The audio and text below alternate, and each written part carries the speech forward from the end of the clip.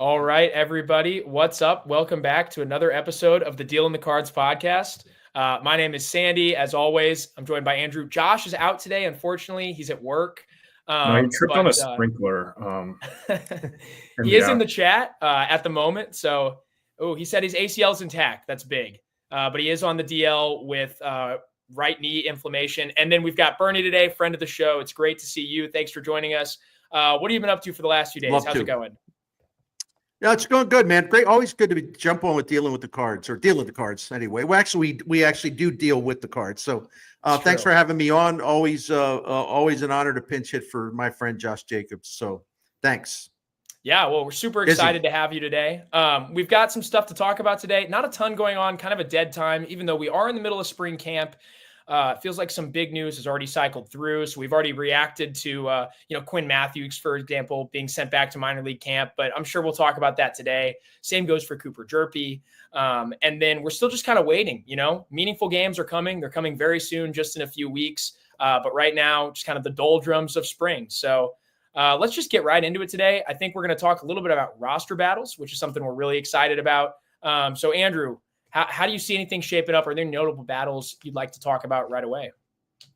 Yeah, I mean, I feel like the roster is mostly set. Jordan Walker had an injury scare the other day where didn't really know what was going to happen. It turns out there was a sprinkler that was loose in the outfield and he stepped on it while he was, which is just terrible. Like that cannot be happening. How does that happen?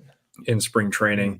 But it looks like he'll be fine, didn't sustain any like structural damage or whatever. So that's good to hear. But that did open a lot of eyes to potential roster battles in the outfield.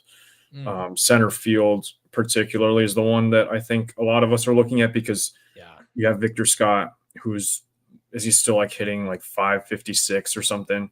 And Michael Siani has a 284 or something OPS, 246 after today's performance, 246 OPS in spring this year. And I mean, obviously we don't like overreacting to spring stats. We did a whole thing on why we shouldn't be overreacting to Nolan Gorman struggling or Jordan Walker struggling. But when it's Michael Siani, and that's kind of what he's going to be in the regular season anyway, it's not great, especially because Victor Scott is just hitting the ball really well. He's stealing bases. He just looks really good to start camp. But also there's the issue of if you don't put Lars Nootbaar in center field, one of those young bats that you're looking at is going to have to sit, assuming everyone is healthy. It's true. Because Nolan Arenado is still going to get playing time at third base. Yeah, I think it's frustrating that Arenado is still here. Obviously, they tried to make a deal work for that, but I mean, I could definitely see Scott starting the season in AAA, Nootbaar in center field, and like he doesn't deserve it. I think Scott is showing us he's trying to force the issue this spring to get on to start, because if Scott is on the roster, he should be starting in center field every day. He needs to be playing. That's what needs to happen. So there's no world where Scott will make the opening day roster as like a fourth outfielder, but that's the one I'm watching. Also, there's a couple rotation battles that need to be discussed. Michael McGreevy's looked great. I'll pass it off to you guys. Yeah, Bernie, what do you think about the center field stuff going on right now? I mean, there's like two different aspects to this. It's kind of like this is what I wish they would do, and this is what they'll probably do. Yeah. And here's my thoughts on Victor Scott in particular. And I did a video on this on my YouTube channel, and I've talked about it quite a bit. And so, look, the Cardinals, whether it's John Mozeliak, Ali Marmol, even some players and a lot of the media that cover the team, which is fine. They just, use this word runway incessantly. It's become like a slogan, runway, runway, runway. I keep joking. I actually want to run away from the word runway. I'm tired of hearing about it because it's got to really mean something. And I was talking about this with a couple of acquaintances, and I said, does anybody on this team right now, like a young, very promising player who could be really, really good in time, maybe in short time, maybe it'll take a little longer, maybe really good in 2026 if he gets a chance to play? Does anybody personify this concept of a runway more than Victor Scott? I mean, the Cardinals don't have, in effect, like a full-time center fielder, someone you look at and say, well, he's going to be their center fielder for the next 5 years or whatever. They just don't. Michael Siani's never hit in the minor leagues, so there's no reason to believe that he'll hit in the big leagues. When he did last year, it was inflated by like a 490 batting average on balls in play. A lot of soft contact stuff. And, finally, the one thing about Victor Scott, we know he can hit. We know it was really bad last year because he was brought up under emergency circumstances and he wasn't ready. But late last season, man, he was hitting, after Ryan Ludwig worked with himself, he was hitting the ball hard. He was confident. Everything about him looked good. And then, you trek back to 2023. I mean, you could just see his offensive numbers at AA, and they were really outstanding. And he can beat you in a lot of ways. So I like what he's doing this spring because I'm always reluctant to fully embrace, spring training stats. But what he's doing represents, or I should say, it's a continuation of what we saw from him late last season. And if you ever had a runway player in that camp, I would say the number one runway player is Victor Scott. But he's getting, I guess there's traffic on the runway. He's going to get, he's going to get in the middle. Control says, unfortunately, Michael Siani is going to get a chance. It's like, the whole, we got to maximize our offense and, in the outfield, which is not a bad concept. It's not a bad thought. But, the guy that conceivably is going to get lost in all the traffic out there is Victor Scott. And that's a guy that should be near the front of their thinking on the outfield situation.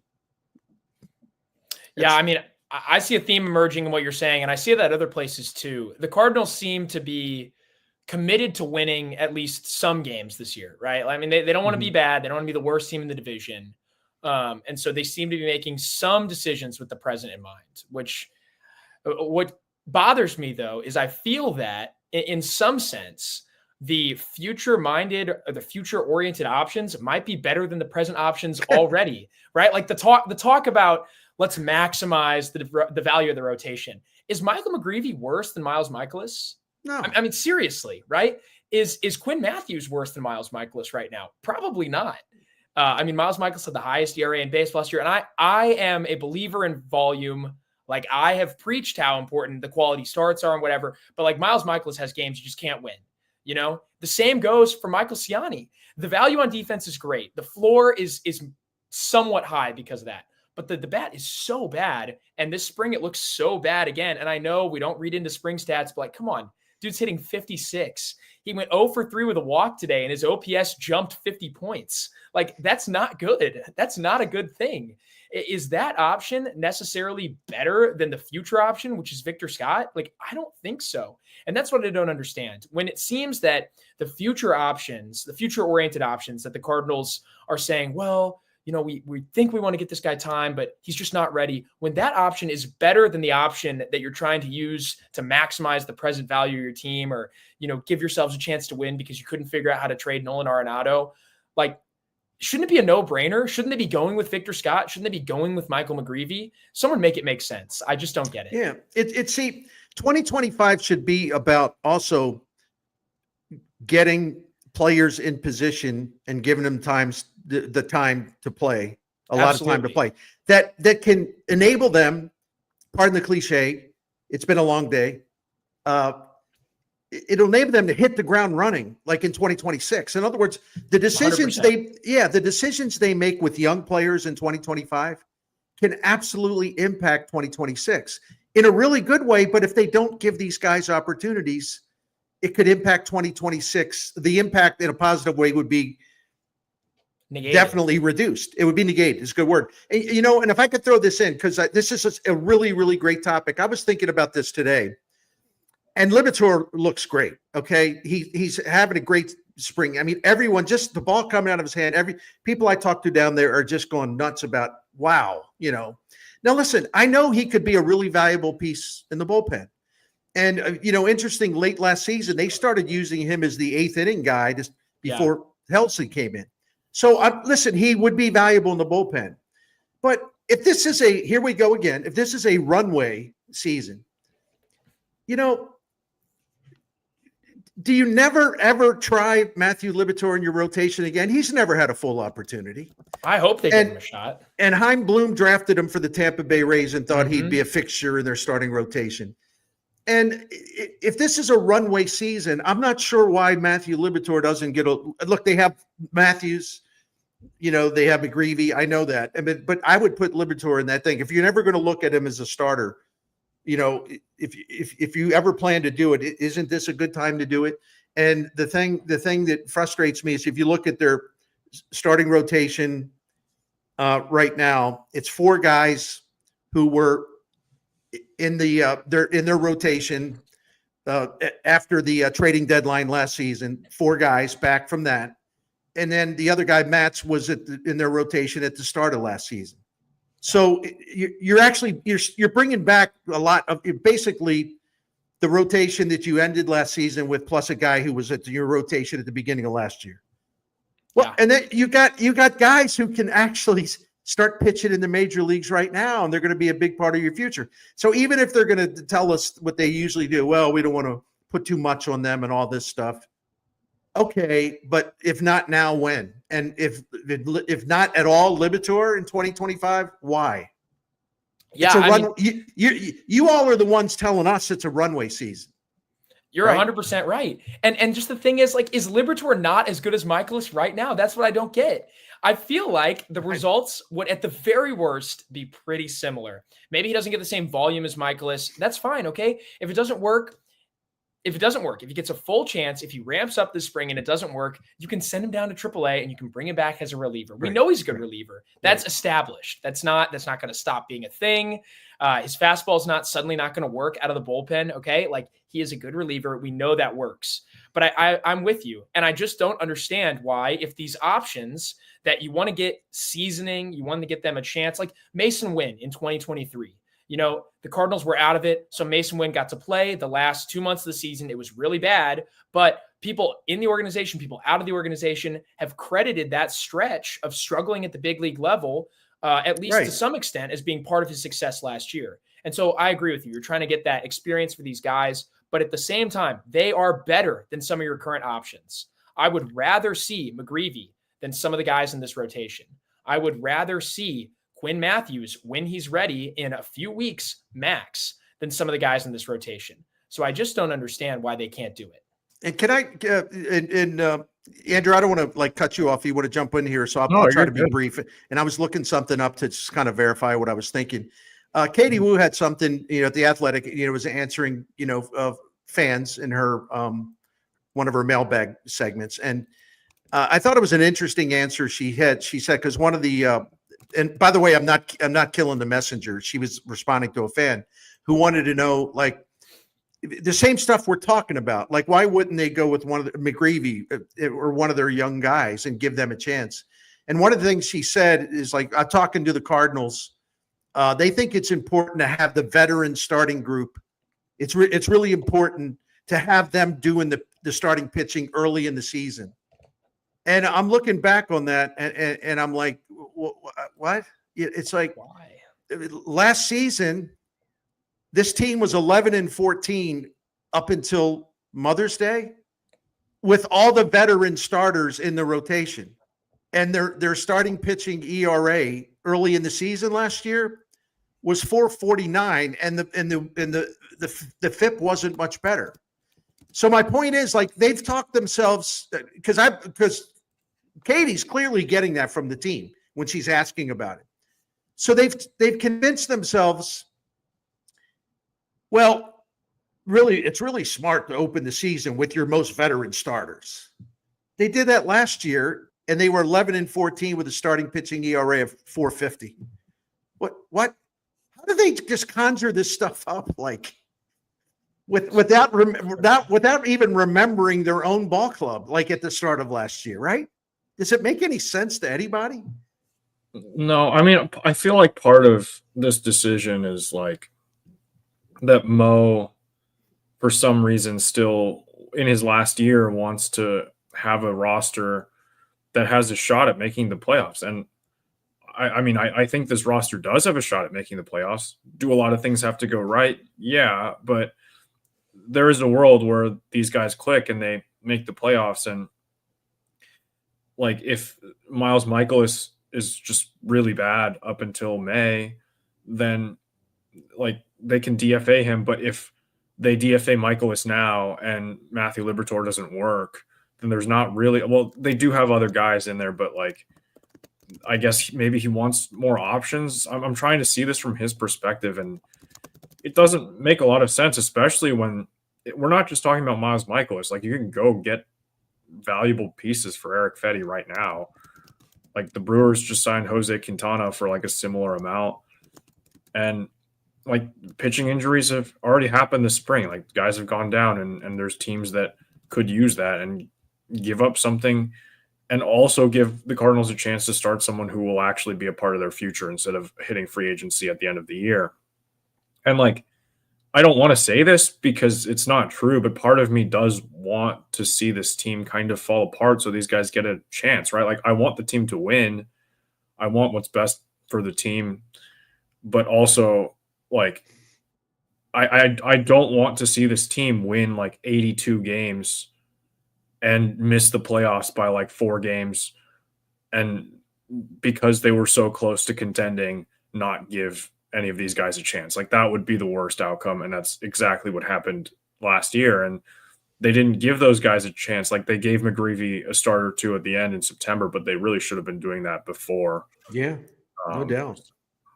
It's yeah. Oh, you go. You keep going. You keep going. No, it's just frustrating to see that they're continuing to do the same thing, and they're going to continue to, because what is the ceiling of this team? Like, can they win the division? Maybe. That's probably their only path to get in, because the rest of the National League is so tight that I don't think a team from the Central is going to make the playoffs other than the one that wins the division, right? Like, that you have between the Braves, the Phillies, the Mets, the Diamondbacks, and the Padres. Like, one of those 5 teams is going to miss the playoffs.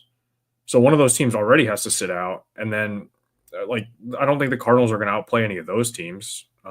So I think in the era of 3 wildcard teams, like, it is more open than people think. I mean, last year in the National League, the Braves and Mets both finished with 89 wins. Now, the Cardinals started the season 15-24, ended up finishing game over 500, which means they played 10 games over 500 over that stretch, which was actually better than the Braves played over that stretch. Like, the Cardinals very well could have made the playoffs if they hadn't been 9 games under 500 on May 15th.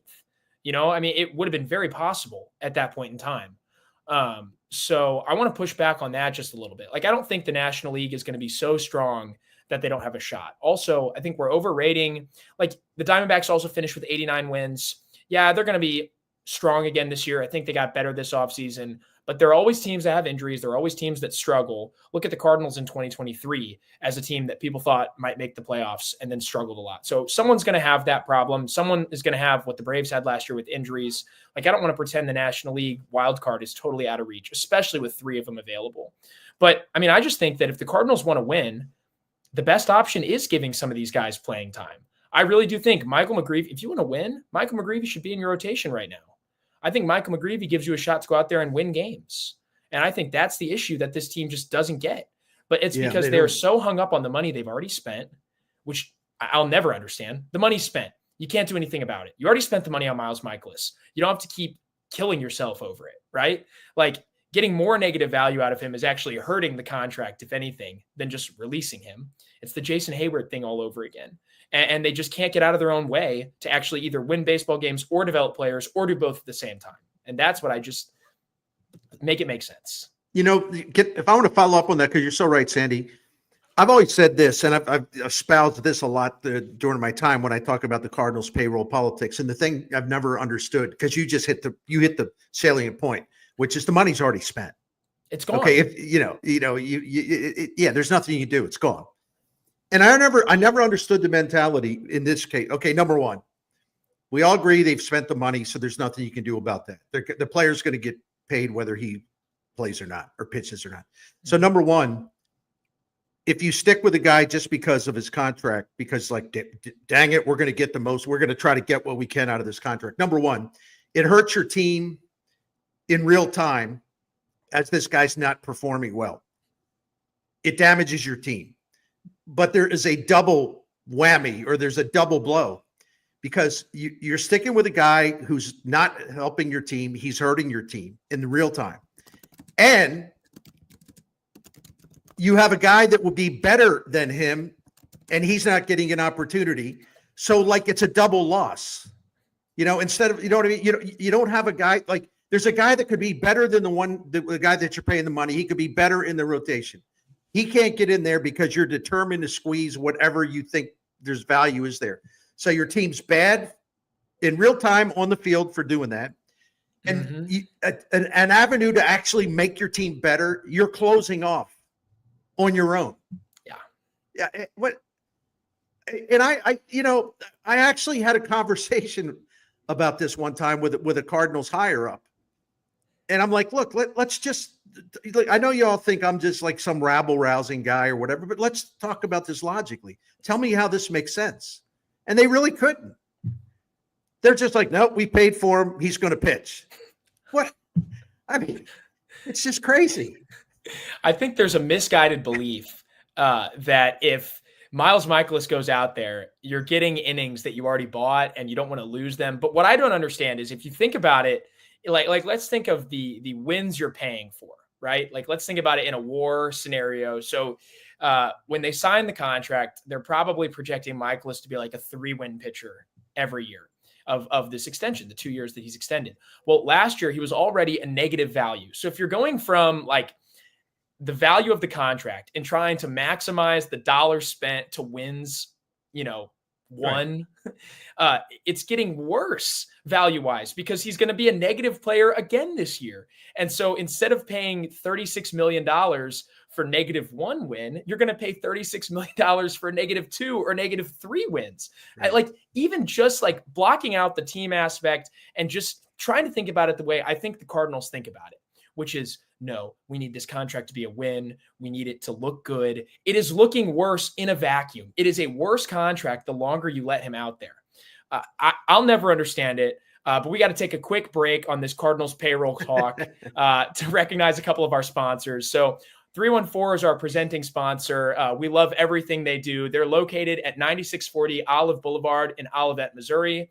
They're open 10 to 6 Monday through Friday and 9 to 4 on Saturday and Sunday. They buy, sell, and trade all sorts of sports cards, Pokemon cards, really anything you're looking for. They've got it all. Andrew has the prize, the crown jewel of his collection, his Ali Marmol card, which he got from 314. They have the newest selection of packs, boxes, single cards, local players, and stars from around the league. So whether you're looking for that elusive Ali Marmol, or in my case, that elusive John King card, or if you're Andrew and you're looking for a Shohei Ohtani card, they've got it. So go over there, check them out. Walk in, say hi to Devin, tell him we sent you in. Seriously, it's a great spot to be. That's a Kyle Leahy card. I'm very excited about that. They've got everything. It's really fun to walk in and just look around. And then one more thing, we're proud to be partnering with Underdog Sports, our favorite place to play fantasy games. You got to check out Pick'em. It's really easy to play. You just pick 2 to 8 stats of your favorite players, and you choose whether they'll go higher or lower. You can multiply your money by 20 by going 5 for 5. Does that sound like fun? Sign up with promo code CARDS to claim your first free pick and first-time deposit offer up to $1,000 in bonus cash. We can't wait to see your entries. Put them on Twitter. Show us what you got. I know Andrew's been killing it with spring training lately, so baseball's on there. You got a chance to pick some highers and lowers for the cards. As always, I'm mining the college basketball stuff, but unfortunately that's coming to a close here. But seriously, Underdog is a great place to go play fantasy games. Check it out. It's so much fun. All right, so back to our Cardinals payroll discussion. Really, by the way, you know what a great college basketball bet is? Oh, what is it? And I track numbers all the time, even though I don't bet. What do we have? Mizzou basketball, first half, as far as covering whatever the line is for first half. Oh, really? They are a great first half team. And as the season has gone on, they're having problems in the second half. They're still a great team, but they run out of gas. And on the road, they're really vulnerable on the road. But in the first half on the road, no problem. Dang. And then they Mizzou just beat Alabama recently, right? Yeah. So they did. Pretty exciting blew stuff. them out in the beginning. So anyway, just I wanted to do that as a little shout out little to teaser in there. We like underdog, little teaser. Yeah, we like that. Yeah, Mizzou's going to make the tournament, right, this year? Oh yeah. They got a good team. Is Caleb? Yeah, Grill they're 11th or 12th at Ken Palm. Yeah, they got real some good. studs. Yeah, well, NCAA tournament coming up, so everyone watch that. My Baylor Bears probably clinched a spot in the tournament yesterday with a win over TCU. Shout out. All right, but back out of college basketball, a little mini college basketball pod right there. So Andrew, let's talk a little bit more about these roster battles. We've covered the outfield or center field specifically. We've covered the rotation. How do you see the bullpen shaping up? Is there anybody you're interested to watch maybe for the rest of spring? Yeah, the bullpen I feel like is always like probably every team's biggest roster battle because there's just so many guys and there's a lot of just names that are floating around and relievers are so volatile that you just never know what's going to happen. One thing that I will point out is that MLB trade rumors, I believe Derek Gould is the one who reported it, but they had something go up the other day that was reporting that the Cardinals are interested in adding a reliever for free agency, which Will they spend $1 in free agency? Is it possible? Honestly, I don't know why they would, right? Like there's so many arms on this roster that just move Steven Matz to the bullpen, guys. Well, it's really not that hard. You have a guy right there, and you let Michael McGreevy get the starting opportunities, right? Like, I don't understand why they're doing this. Maybe to save face or whatever, to say, oh look, we signed Craig Kimbrell, and he's gonna be our mop-up guy, and it's like, okay, maybe, but does that really help the long-term outlook of your team? Probably not. And unless you get one of those guys that you can try to flip at the deadline for a Cole Reagan, like what the Royals did. I mean, maybe that works out, right? And you get a bounce back from one of those guys to flip at the trade deadline. But I honestly just think that giving that opportunity to a veteran is just adding more veteran names to a team that just needs to figure out what they have. And you need to let McGreevy start, and you need to move Matz to the bullpen, right? If you want to keep Miles Michaelis out there every fifth day, that's fine. Okay, maybe to get rid of a starter. I don't like the idea of moving Matz to the bullpen because that, like you said, it complicates the issue now because you're still not giving a young guy a shot and you're not bringing in value. I love the idea of going out and getting a reliever to trade at the deadline because that's what teams do. You should be taking those lottery tickets and flipping them, right? If you go out and you sign a reliever on the open market, I don't know who's still available. I really haven't followed it too closely because teams sign random guys. Yeah. But the names that I saw were Craig Kimbrell, Will Smith. Craig Kimbrell could Will Smith could totally be good in the first half. And you should, and if he's not, you just DFA him. You go out there, you spend $4 million on one of these guys that still doesn't have a job. It doesn't have to be the Andrew Miller contract or the Brett Cecil or the Greg Holland contract. You go out there and you give them an offer and you bring them in. And if they're no good, it's $3 million. Who cares? $5 million. Who cares? Potentially, though, you bring back a legitimate prospect at the deadline because you have an arm that everybody wants. That's what I think Cardinals should do that. But the solution is getting rid of a starter. That's what they need to do. Don't move Matz to the pen. Trade Steven Matz. There's no way nobody would take on some of Steven Matz's money to acquire him. I don't believe that's true. There's just no way. I mean, Eric Petty definitely has market. They got calls on Steven Matz, and the Mets. Was it the Mets who signed Frankie Montas to more than that, and he got hurt? And look at what Severino just got paid. Yeah. I do not buy the idea that there's no market for these starters. I don't even think the Cardinals are trying to tell me there's no market for these starters. They just don't want to trade them. Yeah, it's just crazy. The one thing about the bullpen, if we I think we can lock 5 guys in, I agree. Helsley, Fernandez, JoJo, John King, and Libby. So that's already 3 left-handers in the bullpen. If you put Matz down there, 4 lefties. Now I'd have to go. Yeah, I'd have to go back and look at how each of them have done against right-handed hitters. Sure. And I know that Libby still has had a little vulnerability against them. So I think it's probably too many lefties in the bullpen. I think they could use if they really are serious. I'm like you guys, because I'm not up to date on all these guys. I mean, I know Joe Kelly's hurt. I don't know about David Robertson. He's got the highest projected FWAR of all the right-handed relievers out there. He's 40 years old, still pretty good. But then you're looking at Kimbrel, you're looking at Hunter Strickland, you're looking at Matt Barnes, Phil Matten. And again, I don't know if any of those guys are injured or not. That's all. So it's kind of hard to come up with an answer. But the thing of it is, I'll just throw it out to you guys because I was writing about this earlier today, and I had my list ready already. So, and my colleague at KMOX, Matt Pauley, totally agrees with this. So they got five jobs spoken for. They've got 3 up for grabs basically, and there's 7 for those 3 jobs.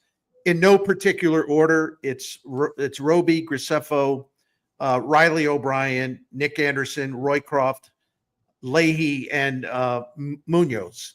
So that's 7 guys for 3 spots, and they're all right-handers. So it's an interesting thing. How would you handicap it as we sit here today? It's subject to change. Obviously, things can change tomorrow if somebody gets hurt. But how would you? Who would your 3? If you want to go first, I can't talk tonight. I'm so sorry.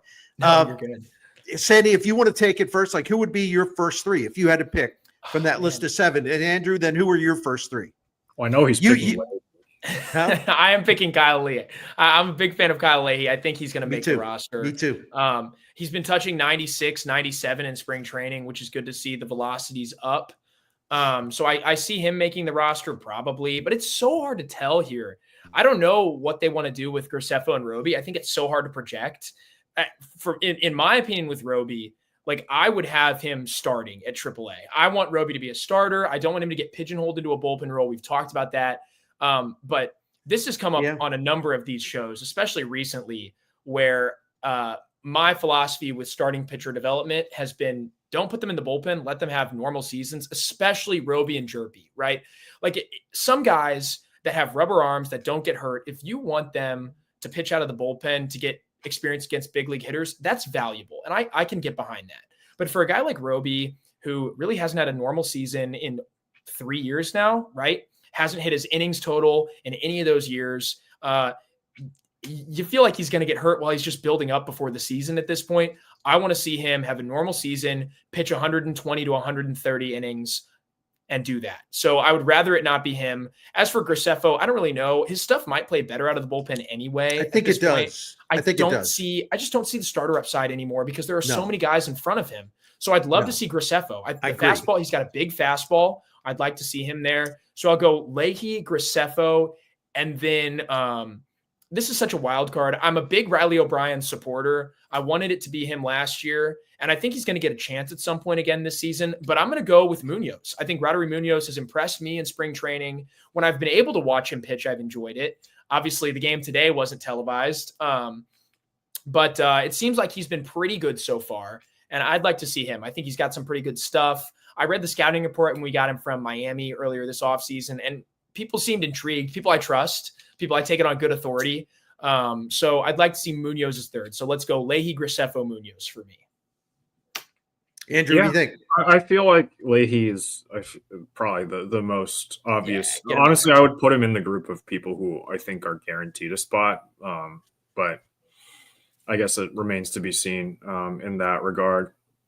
But I like Riley O'Brien a lot. I like what I've seen from him this spring. Obviously, last year he dealt with a lot of injury stuff and when he came back, still wasn't 100% right and looked pretty bad towards the end of the stretch. But his stuff, I think, really plays out of the bullpen and like could still become. Like I know he's one of the older arms of that group, but he could still develop into something that could be a weapon in 7th, 8th inning.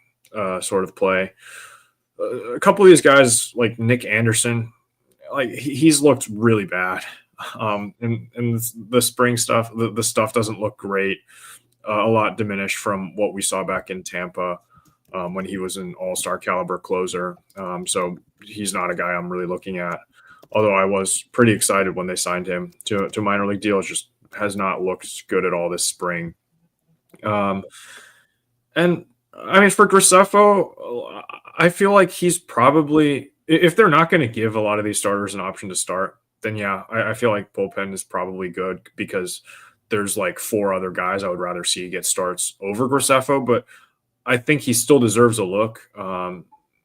I think most of these guys down in AAA deserve a look, part of that rotation. So I would like to see that first before I completely write him off. So I'll go with like Roycroft. I think is somebody who was pretty reliable last year and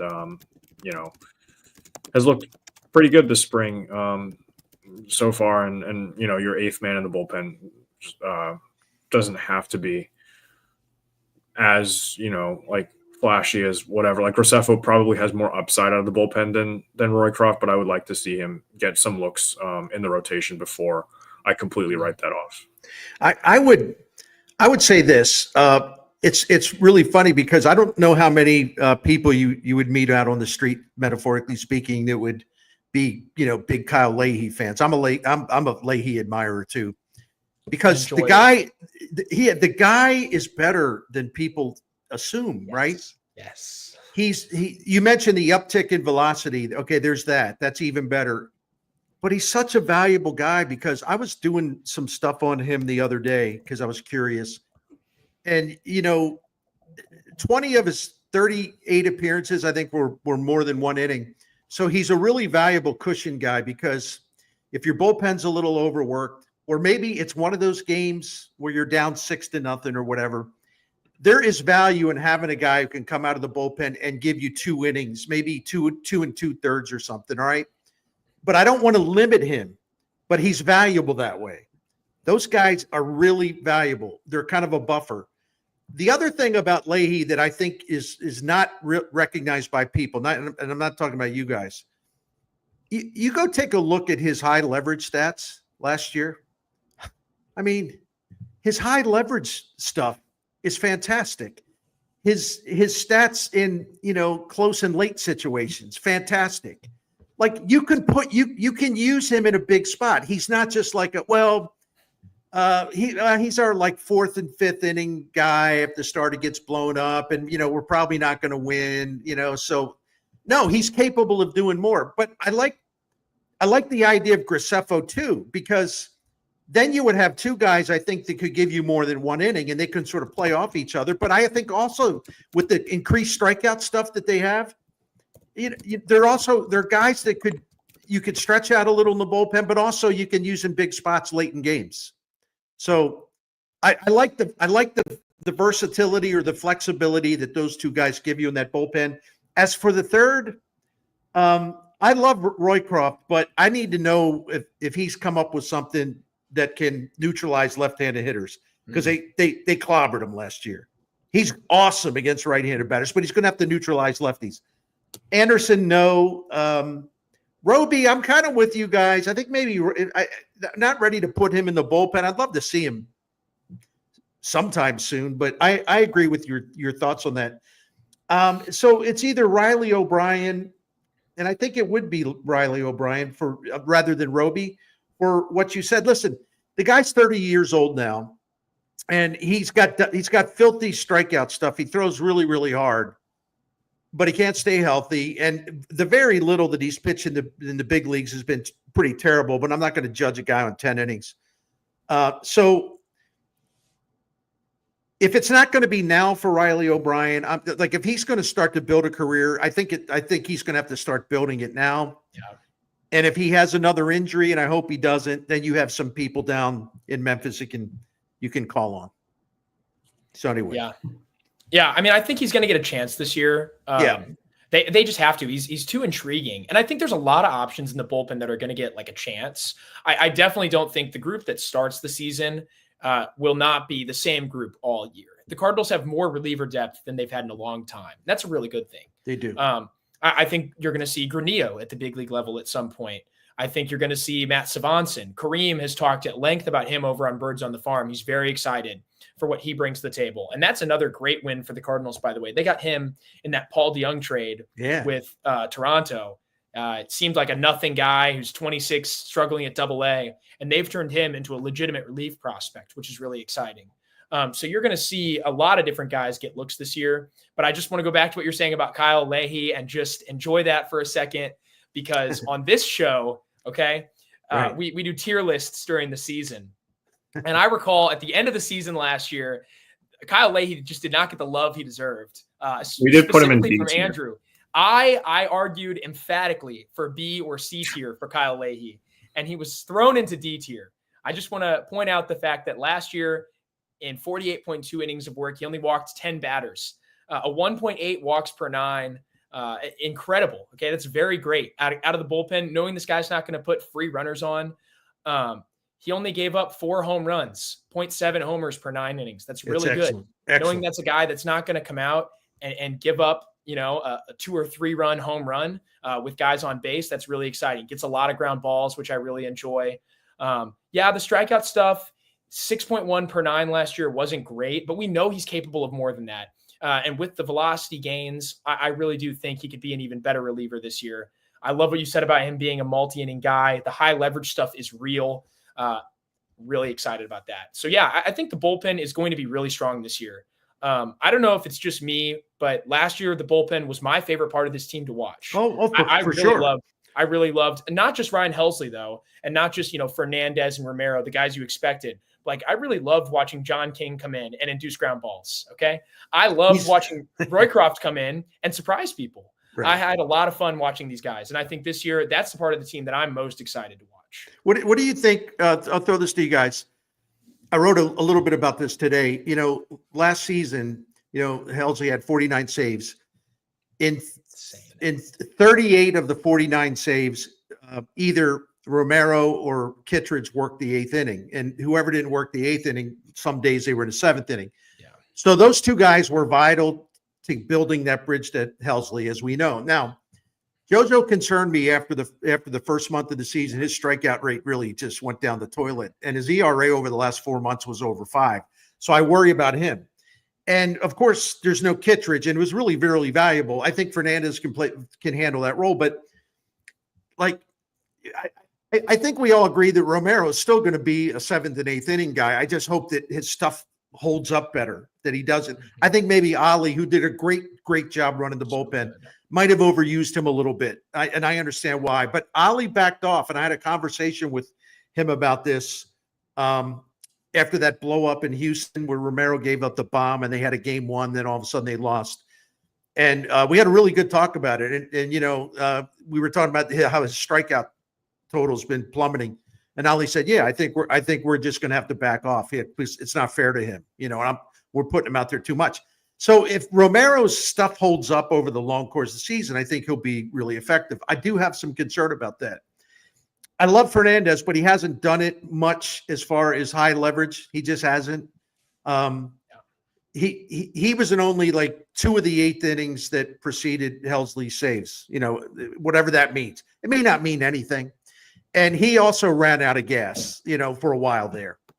How do you see, because there's competition within the competition, how do you see this 7th, the 9th, 7th and 8th? We could even throw 6th. Who do you think, as Ali tries to make sure that bridge is strong to the 9th inning for Helsley, who's going to be on that bridge leading to him? Who do you think are the most important guys? Andrew, you jump in with this one. That's tough. I think Fernandez has that spot. Yeah, pretty much locked in for the 8th, as long as he continues to be effective. But every year you see these relievers emerge, and you never really know who it's going to be for some of these late inning type roles. Like they signed Kittredge, you were pretty sure that he was going to emerge into that setup role for Helsley, which he ended up doing very effectively last year. But with JoJo, I feel like was a little bit of a surprise. He had a good 2023, but I don't think anybody really thought he was going to be that effective in the early going. Fernandez, obviously a Rule 5 guy. Honestly, I could see Kyle Leahy taking a 7th inning role, and or Riley O'Brien. He has the stuff to be a setup guy. And then I guess for a 6th inning type role, you go with a King or one of those ground ball specialists. Although I prefer to use those guys to more mop up.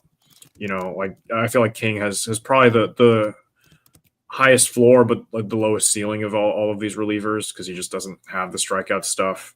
But he does induce ground balls so effectively. And has that control. Sandy is salivating and hearing me. I love ground balls. Relievers.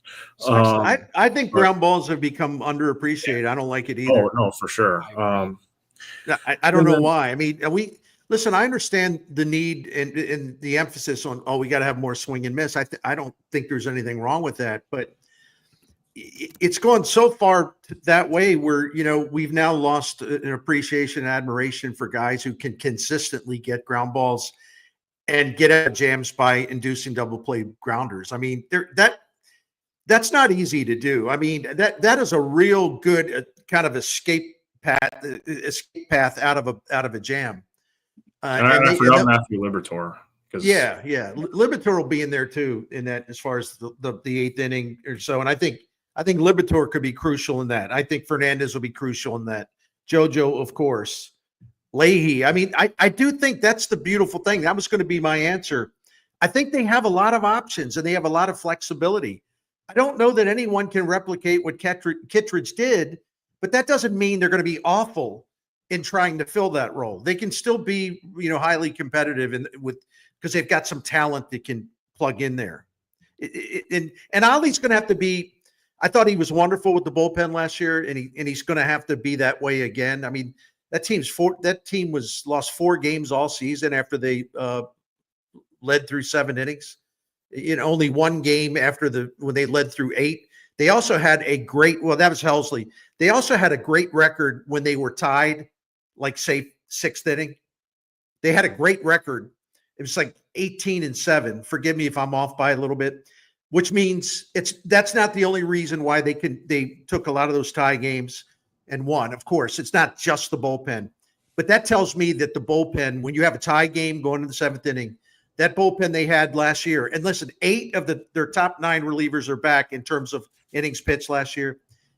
That bullpen won a large share of battles against the other bullpen. Like, who's going to have the best bullpen for the final 3 seasons? Games tied. Who's going to win this? So it wasn't just the Cardinals protected leads. This sounds weird, but they protected tie games and turned them into wins. That it's going to be hard to do because I don't know that a bullpen could be any better than the one was last year. And the standard was so high that I don't know that they can hit that, but can they get close to that? I can't say no. I do think I'm not sure if you could be that good again, but maybe that's an entirely different subject. Yeah, I'm with you. And it's just that's what depth does for a bullpen, because there are teams with great closers. But if you have a great 8th inning guy and a great closer, you don't want to use those guys in a tie game or a game where you're down a run. But if you're the Cardinals last year and you have 5 or 6 relievers that you can go to in a tight situation, you're not afraid to use a good reliever on a day where you're down 1. And maybe you score in the 7th inning, you get back into the game, and now you still have guys available to protect the tie game or protect a game where you take the lead. And so that's really important for this team. But going back real quick, just to who could emerge as a back end option. Sure. There are names we haven't even mentioned yet who have the stuff to do it, right? Like Andrew mentioned Riley O'Brien briefly. Absolutely. He's got the stuff to emerge as a back end option. Roddery Munoz dials his fastball up to 99 miles an hour. Like, yeah, control's been a problem. He doesn't necessarily have the swing and miss that you might hope for a guy at the back end, but who's to say that couldn't develop in a strong season for him? Like he's got the stuff to maybe do that.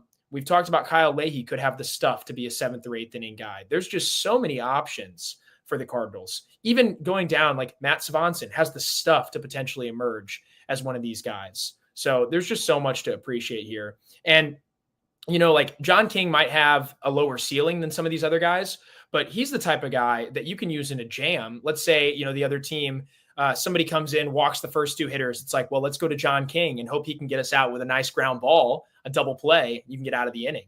And that's the type of thing that your bullpens need to be well-rounded. It can't just be all swing and miss. You got to have guys that can induce these ground balls to get out with just one swing of the bat. So yeah, I'm super excited about what the Cardinals could do next year. Also, they had so many blown saves last year because they played in so many close games.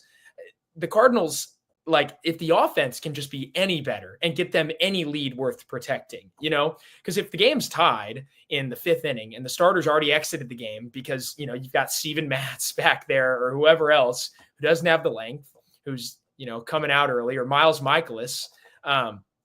If that happens and your bullpen gives up 1 run in 4 innings, that's a blown save because your offense didn't score. One run in 4 innings is great work from a bullpen. That's well below the league average in terms of ERA. So I think that's just like the best way to help out the bullpen is for the offense to do their job, make their stats look even better. Well said. Well said. Yeah. Well, do you guys see any other interesting position player battles to I wanted talk about? I wanted to ask you this because we got to set the bench. Okay. Yes. And this is assuming, the stuff we've already assumed. Probably Sajaysi's going to start the season in Memphis. And I'm not saying he should, but that's the expected outcome. Yeah. Jose Barrero's turned some heads. You also have Fermin, who can do a lot of things. Hasn't been great. He's been great in AAA. And you got Hellman, the guy that they got from the Twins. He can play short. He can play center field. He can move around. He's a right-handed bat.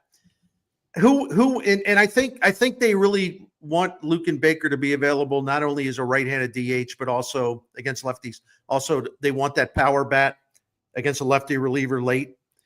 I'm not 100% sure that Baker will stick, but it looks like it. But what do you think about the guys that are in the mix for how many bench jobs are we talking about other than the backup catcher? How many exactly are we talking about? I always get lost in the math there. I think it's 4 bench spots, including Pies, who has a spot. Right.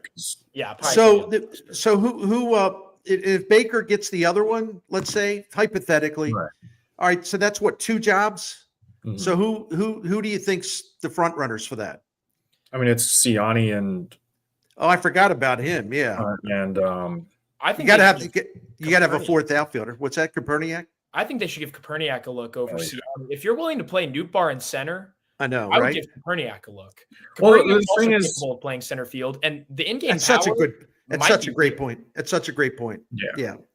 And I guess go ahead. I'm sorry, man. All right. No. One of those spots is going to go to a Gorman or a Burleson if Siani's playing center, right? Because there's just not enough spots in the lineup, which is so frustrating that this has happened with the whole Arenado situation. And hopefully they're smart about it and they realize that Michael Siani is not a part of their long-term future, or maybe he is, right? Maybe he's just going to be here forever. But who wins that? You're going to need a backup shortstop. I know Mason Wynn's going to play 150 games or whatever, but you still, and I know Donovan you could put him there for a few games here and there. But if we're talking about the traditional utility infield backup type guy, who gets the check mark as we sit here or talk here today?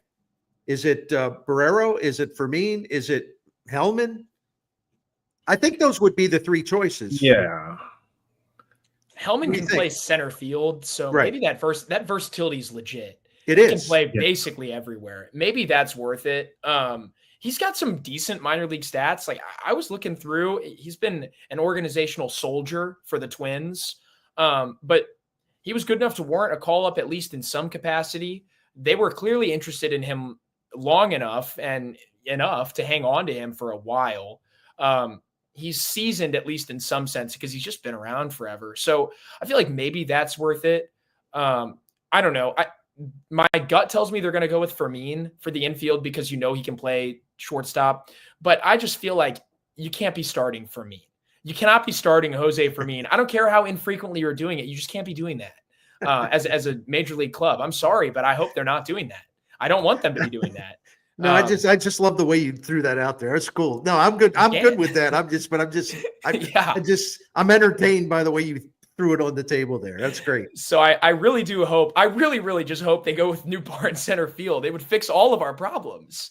Then you can if Jose Fermin's going to see this and he's going to be really upset and he's going to I'm sorry. This is not a personal attack. Jose Fermin, I've appreciated what you've done for the Cardinals organization. And if he's on the field, I'm going to be rooting for him just like everybody else. I'm going to be pulling for him 100% because that's what I do. But I really do think you've got to put Nootbaar in center field because if you can do that, then it fixes a lot of problems.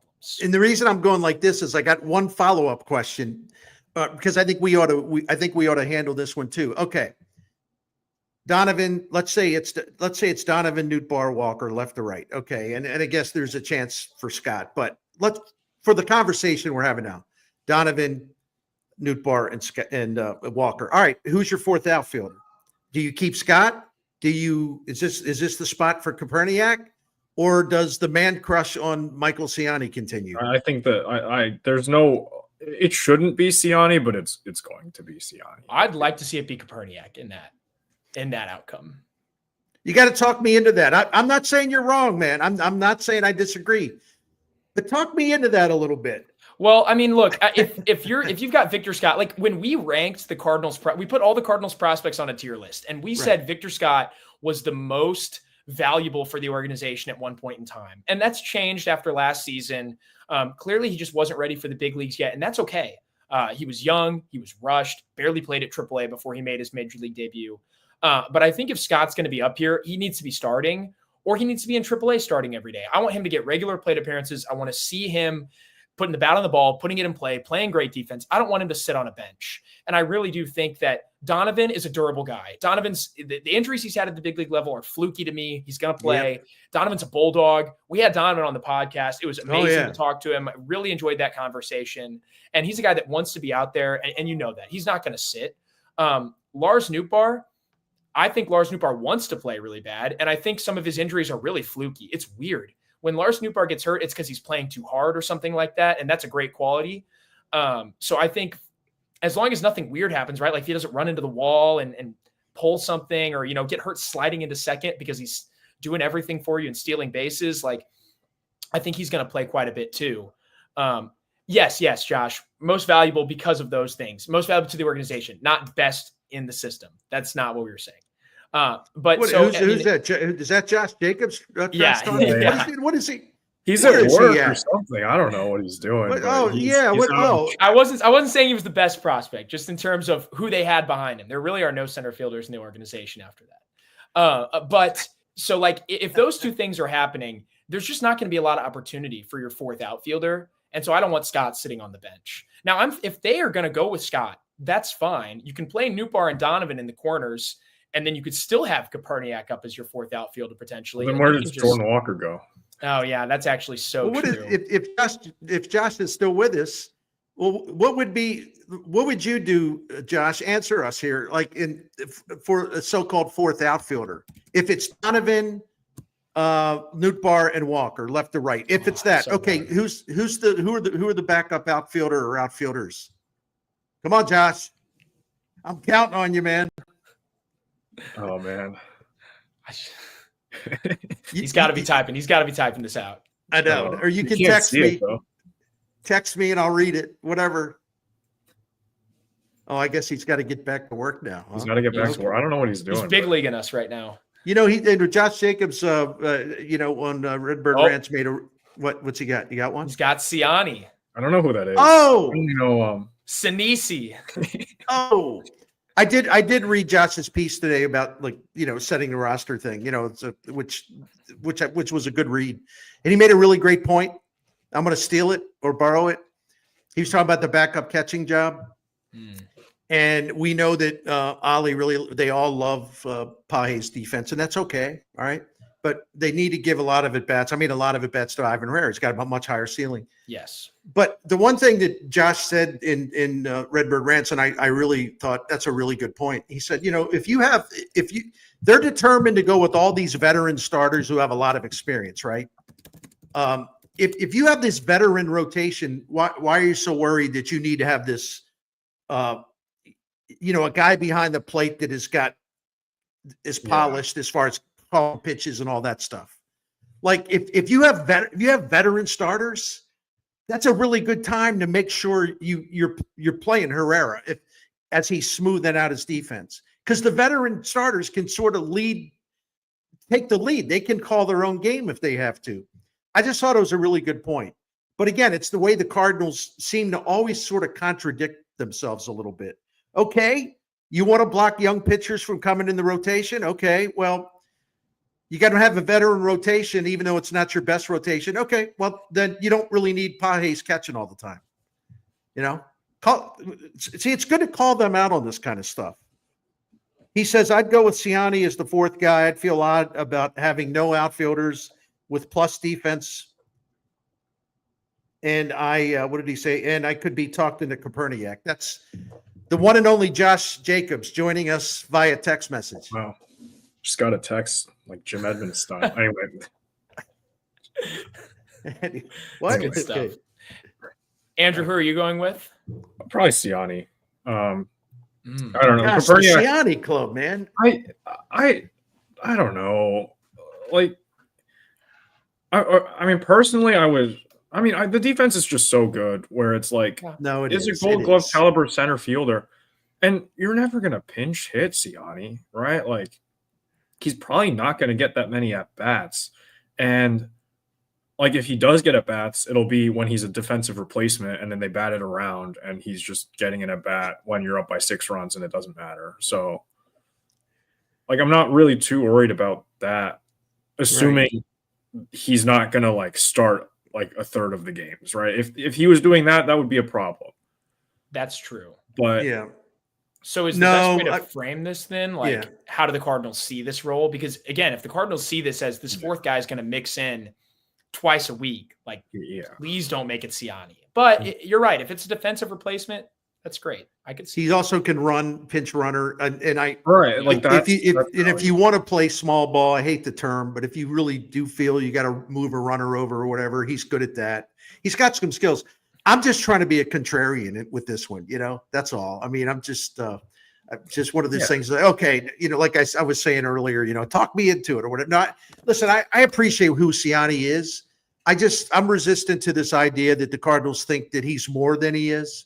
And Ali has said some of that stuff, and I'm just like, come on, a lot of soft singles that they're like chip shots that land in front of a left fielder. Come on, that's good. I mean, the hits are good, but you got to understand the nature of the hits too. Yeah.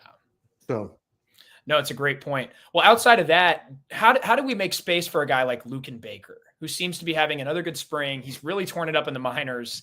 How do you make space for him? You'll have your backup outfielder. You'll have your backup catcher. You've got to have a shortstop. Is Luken Baker the fourth guy on the bench as we round out this roster? Yeah, well, I think they want him as the right-handed power bat that they can bring in as a pinch hitter against lefties, and he certainly could DH against lefties. So I mean, there is a very, very much of a defined role for him, but who would lose out in that scenario if he's on the team? Yeah, that's where who would be? Does Burleson not make the team in that case? Like that doesn't. No, Burleson is starting. Yeah, as a DH. Like, okay. It's nice that Baker can play first base, unless Siani is starting in center every day, which would be a problem. And I would, what I don't understand is that you have brought in, like, your rotation is full of ground ball guys. So Siani should technically not be needed to make that many plays in the outfield, right? Except Miles Michaelis, who just gives up a lot of hard contact. So maybe play him when Miles Michaelis is starting, or just get rid of Miles Michaelis, but whatever. I think, I don't know, Baker, like, now I'm starting to regret what I was saying about not keeping Arenado around, because now I'm starting to realize that, like, the way the team is trending is they're not going to put Nootbaar in center field every day, and somebody's going to lose out on playing time. And even with Arenado, or even if you trade Arenado, there's going to be guys that are not going to get the opportunities that they need. And I mean, Luken Baker's not a part of the future, right? He's like 26, 27. He's not a major league hitter against right-handed pitching, which is the majority of pitchers, but he does fill that role very well, where, I mean, Burleson can't hit lefties. And if you want to do that platoon going forward, and if you think that's what Burleson's going to turn into, that's fine, right? Because right-handed platoon bats are very easy to come by. Like, you can go out and get a Randall Grichuk or a Tommy Pham for very cheap. like every year. So if that's what you want to do with the Burleson spot, that's totally fine, and I respect that. But there's also a world where they want to give Burleson those at bats and develop him into a competent hitter against both sides, and Baker just won't really get much playing time, which, that's also fine with me. Whoever the 26th man on the roster is not going to get much playing time, and it needs to be a guy that has a lower ceiling like Baker. Or the way to get around this is not get around it, is that Hellman can play shortstop and some other positions. So he could be Mason Wynn, barring injury, is going to be out there all the time. Yeah. But Hellman can be used at shortstop. He can also help you out in the center field, and he's a right-handed bat. And so that if you view Hellman as that piece, then you don't have to worry about a backup shortstop or any of that stuff. And I think that leaves a spot for Baker. I think that absolutely gives a spot to Baker. I like the dimension he brings. I just hope Ollie uses him better this year, because last season didn't get much of it. I can't believe they waited till August the 21st or whatever to bring him up with that offense. Are you kidding me? And, it was a situation where he only had 49 plate appearances, and 27 were against right-handed pitchers, and 22 were against lefties. And it's just like, what? I mean, surely they read the numbers. They read the splits, right? I mean, I'm being condescending, but I'm just saying, it's just, sometimes I just wonder. I don't understand. And I like Ollie. I think he's better than people say, but there's always three little things that kind of drive me slowly mad, And if he was listening to this, he would laugh. He knows, because that's the manager's job, right? Yeah, it's true. Well, I mean, the last thing here is the coaching staff. Obviously, that's not exactly the roster, but there's been a ton of changes that we've talked about at length this offseason. But I just want to know how you guys feel about that going into the year. Personally, I'm really excited about what we've got here.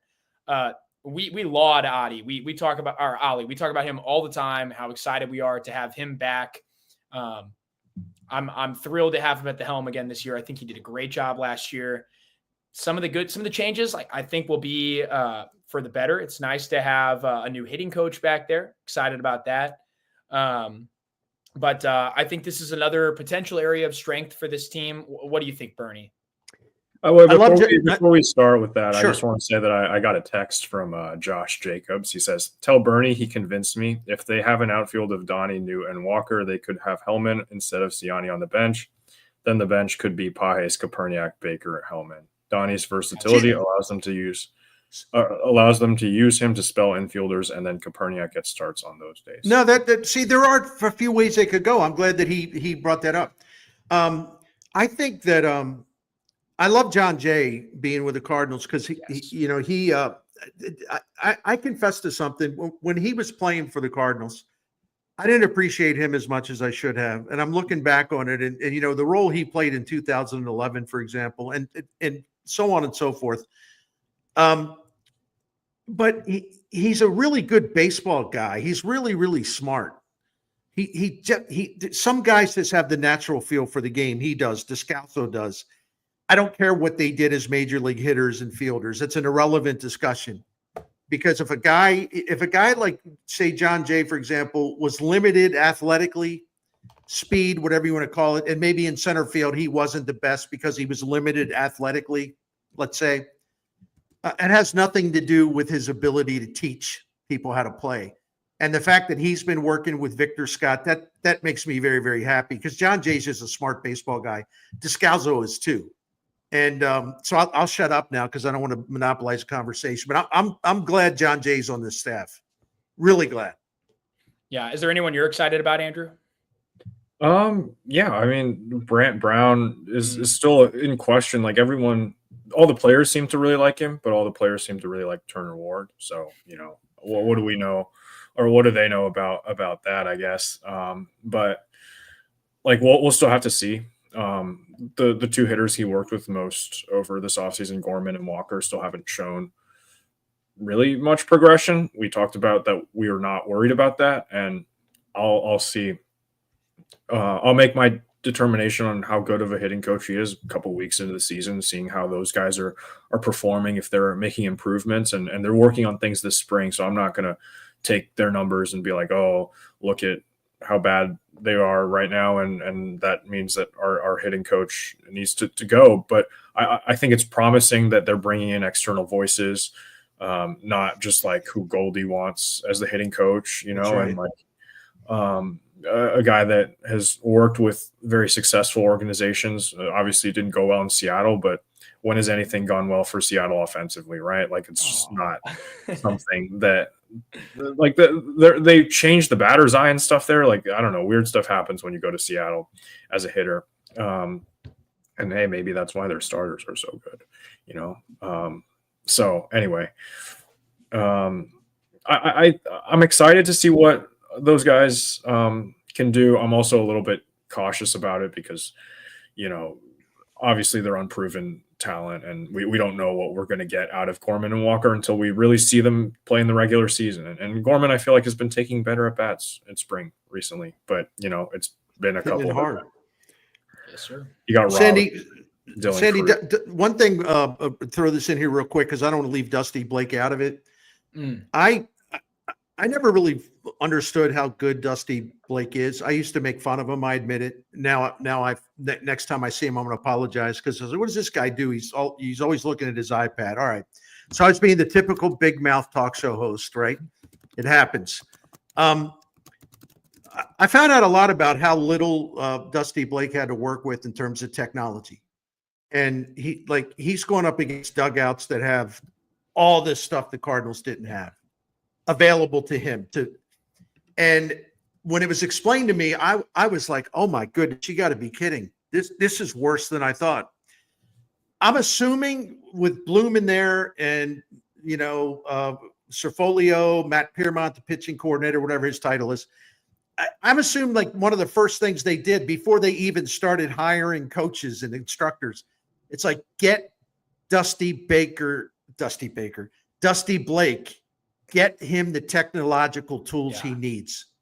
Because he was like, just to use a stupid metaphor, he was coaching with like, you know, I was going to say one arm behind his back or something. He just was, it was not a fair fight what he was going against, like even in the division. It was not a fair fight.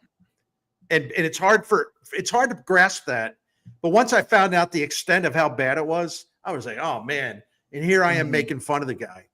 So that's why I ask questions. I can correct my own self and then issue a mea culpa for some of the stuff that I had no idea what I was talking about. So, yeah, I mean, I'm excited about what he can do this year too. I think the teams that learn this first, man, like nerds and numbers win baseball games, you know, like Tampa Bay was one of the first teams on it, and you've seen what it's done for their organization. Milwaukee is clearly at the cutting edge of this stuff. The Dodgers have figured it out, and now that they can put their vast resources behind that understanding of the game, clearly it's paying off.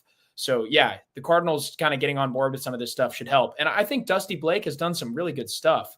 I think part of it, too, is the level of talent he's had coming up to the big leagues. Like, some of these guys, I'm sorry he can't make them into great pitchers overnight. I'm sorry, you know. It's not like he's had, you know, who's Kloffenstein, like one of the better pitching prospects to debut for the Cardinals in the last 3 years. Seriously, like there's just not a lot of options for him. So getting to see him with some actual high ceiling arms coming in and young guys that are impressionable, right? Like he can say whatever he wants to Miles Michaelis, but he's not going to make Miles Michaelis pitch any differently. Miles Michaelis is 36 years old and he knows how he likes to pitch. The same goes for some of these other guys like Steven Matz. He's in his mid-30s. He knows how he likes to pitch. Maybe he'll take pointers a little bit, but, you know, you're not going to change his whole philosophy. So some of these guys coming up, I think people will start to appreciate Dusty Blake as one of the better pitching coaches, at least in the National League. You know, I'm not going to say best pitching coach in baseball or anything like that, but I do think he deserves some credit that he hasn't gotten. So, yeah. And the other thing too, what I like about younger pitchers, they not only embrace analytics, they love analytics. They want analytics. They want anything, right? They're very enthusiastic about it. And I have to tell you guys, that has been a problem in St. Louis for a long time, where the veteran pitchers basically have bullied managers.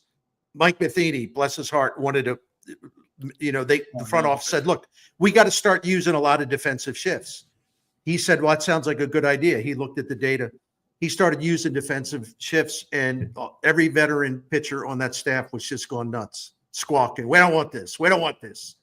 You know, because a ground ball would go through the vacated hole, which is going to happen from time to time. Yeah. And so therefore all this analytics stuff, I don't want this crap.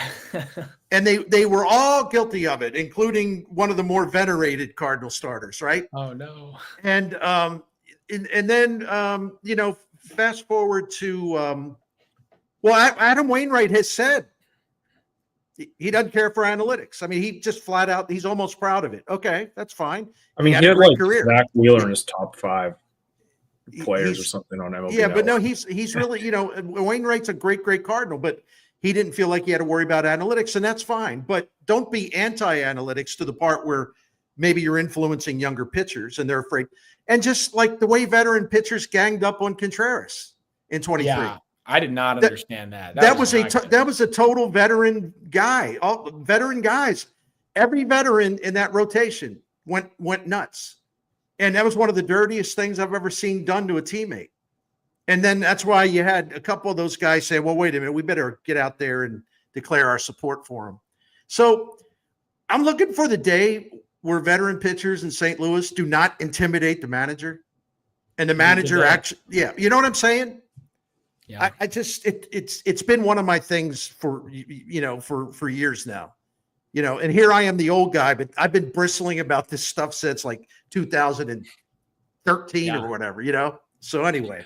Yeah, I mean, there's always going to be a contingent of people in baseball that say, well, we don't need it. You know, I can tell if he's got a good swing. Well, look, there are plenty of prospects that look like they have great swings and there are big holes in them.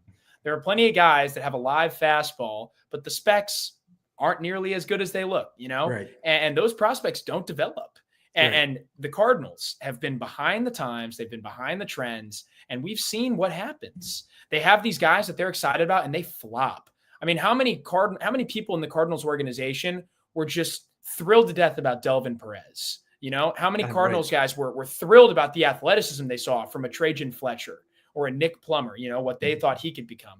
And these big time prospects, these touted guys taken in the first couple rounds of the drafts have flopped. Then you go and you see an organization like Tampa Bay that's able to isolate the things they actually like about guys, and they're producing tons of talent. So much talent, they can't keep it all. Right. Look at Baltimore, right? They're ahead of the curve. And that's how they're producing these studs up and down the roster. It's homegrown talent. And so, yeah, I mean, it's good to see the Cardinals embracing this stuff. And we'll talk about that more as the season goes on. And even into next offseason, I'm sure we'll be talking about what it looks like to see the Cardinals embrace the statistical revolution. It's always something we're excited about. But again, there's not a ton going on, but we always find stuff to talk about here on Dealing the Cards. Great conversation. Yeah, for sure. Thanks again for joining us, Bernie. We had a ton of fun with you today. As always, friend of the show, Bernie Miklasz. Check out his stuff on YouTube. He puts out some great stuff. And it looks good too. Andrew's always working on that. He and Bernie do some stuff together, which is really fun. We love having you on. Thank you so much for being such a great friend of the show. And as we get closer to the season, as we get closer to the end of spring training here, we're going to have some more news for you guys. Hopefully these positional battles, especially in the bullpen and on the bench, become a little clearer. We'll be able to digest that. We'll have our official roster predictions for you guys in a couple of weeks, and then we'll get right into the season. So we just can't wait to get started here. Thank you so much for joining us on this episode of Dealing the Cards.